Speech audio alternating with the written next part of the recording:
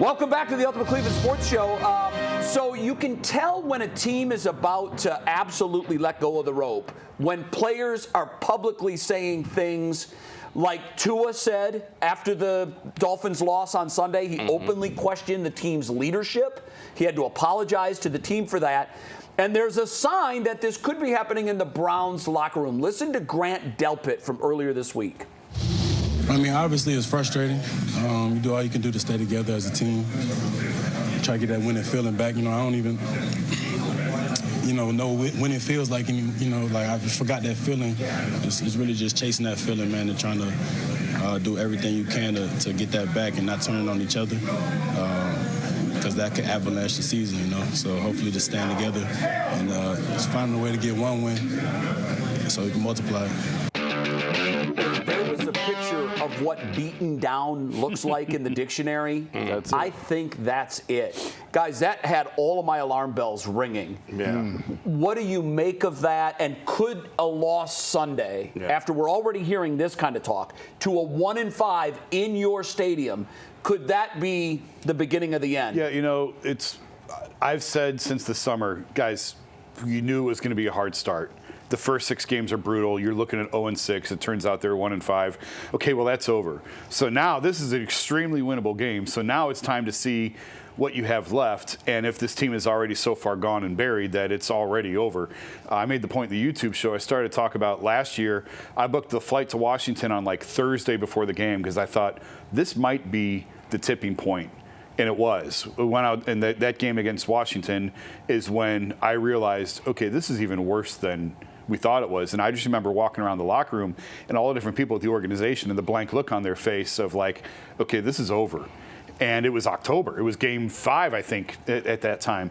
This game, to me, has that same feeling of, okay, you made it through the first 6. You knew it was going to be rough. Now let's see what you got. This one's at home against an equally bad team. Against a bad team. So if you, and of course, the weather's going to be horrendous, which is the great equalizer. Who knows how that's going to impact.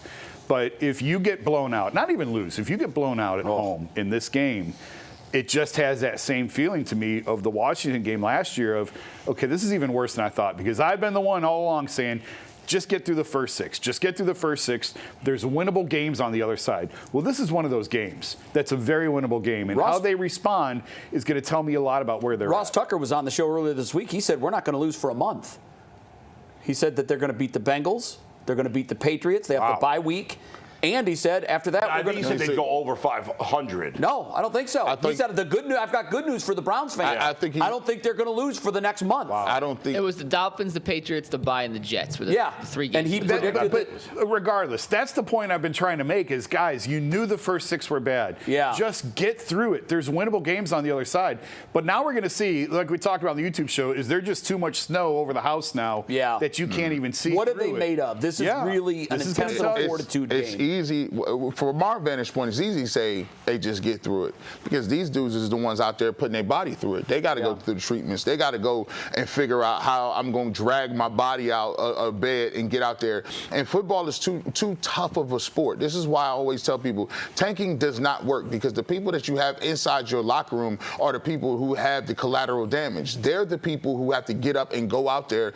And when you have to, and when you putting everything you got into just making it to a game, and you know that you don't have an ability to even win the football game, once those losses start piling up, look at it. Greg Delpit was looking off into the sky in the left like he was just looking for something, some answer to come touch you and get you and illuminate you. He looked like he's loaded with shrapnel right now. And it ain't coming. Ain't no help coming, bull. I know we all kind of thought, whether we liked it or not, that Kevin Stefanski was probably going to keep his job another year because if you were going to fire him, you should have fired him after last year, right?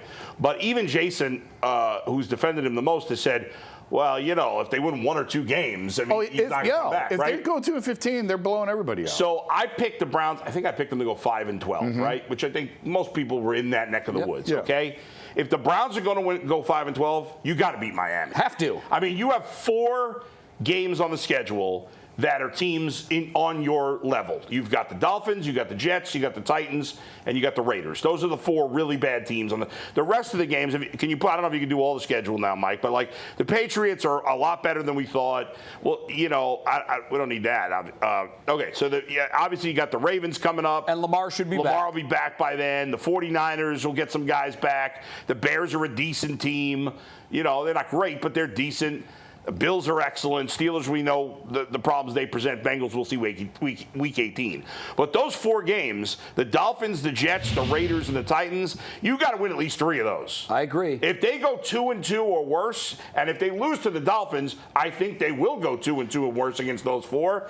To me, if they lose the game to the Dolphins, especially as you say, if they get blown out, that's an indicator that this is a 2-3 win team at best. Yeah, and that's not going to cut it. Doesn't it also say to you that if that happens, Stefanski's lost the locker room? When the team lets go of the rope, I don't know what influence the head coach has on If they get blown out, I could go down that road. Then it's not just the messenger, it's the message, and maybe there is a change. I had brought up on Wednesday's show, although I haven't completely ruled it out, but I think it's highly unlikely they'll make a change at head coach.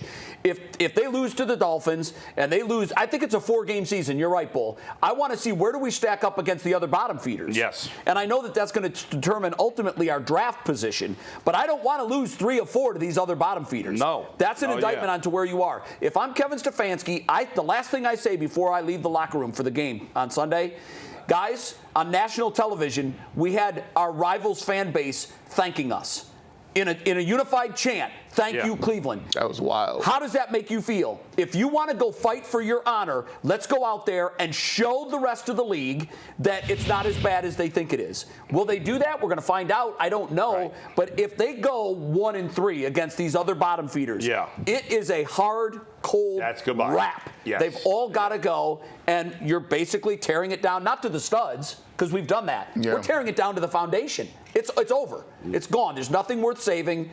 Set it on fire and move on.